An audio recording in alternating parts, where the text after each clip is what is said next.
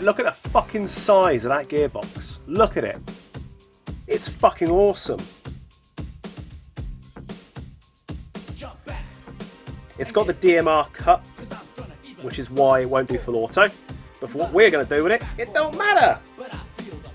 I might just fuck that off now, to be honest.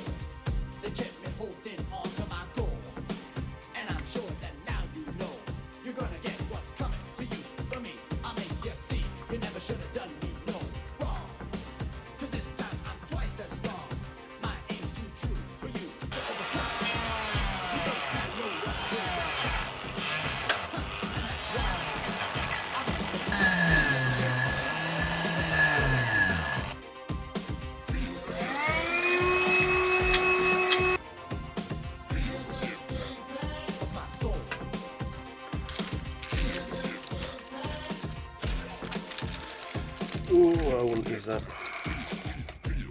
Ugh.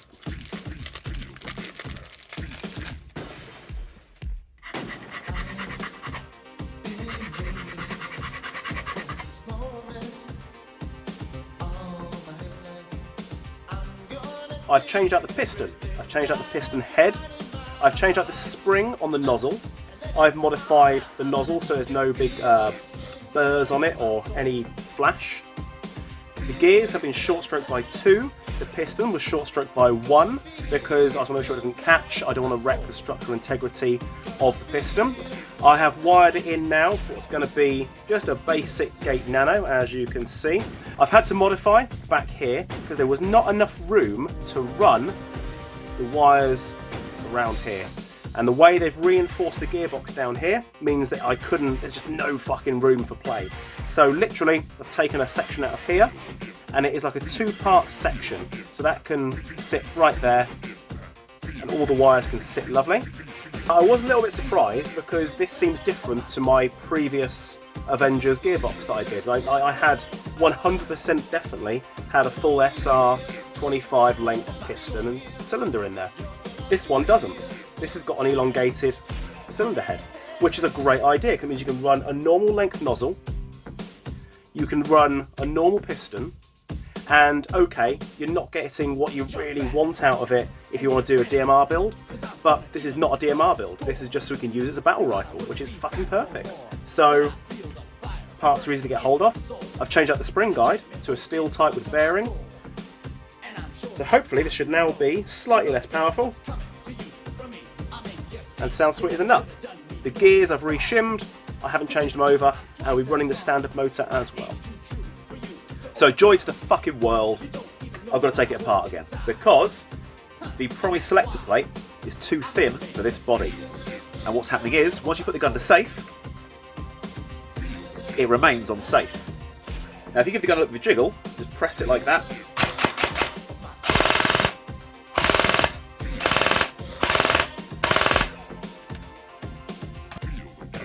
that's fine. Put it on safe, give it a tap, stuck on safe, and then you've got to give it a jiggle again. And it really is just that pressure on the body. So I've got to take it apart and find a solution.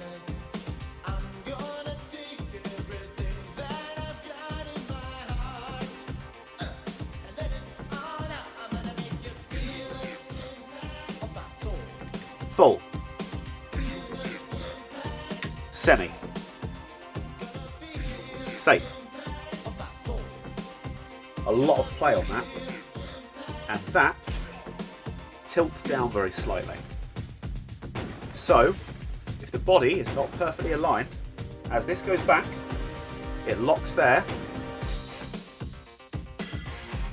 The selector jumps over this, because that is holding it, and the gun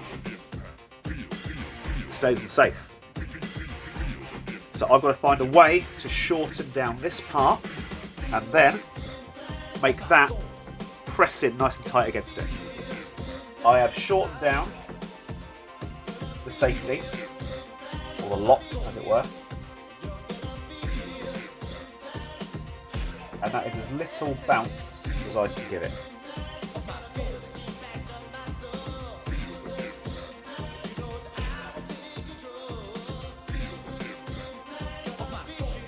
Sadly, on this gearbox, I've got to start at the back, which is a little bit tougher than starting at the front.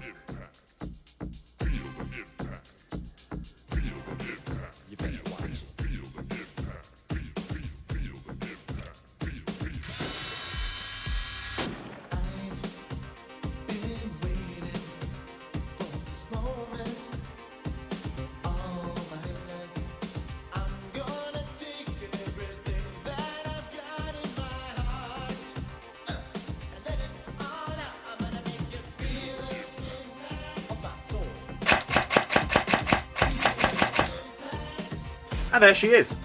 Fucking lovely. Very, very, very cheap gun. But it fires like a fucking beauty. Safe, semi,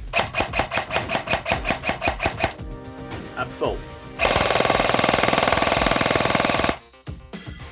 Fucking lovely. Safe. Very happy. Very happy. Gorgeous. Considering that is the original gears and original motor as well. Very nice.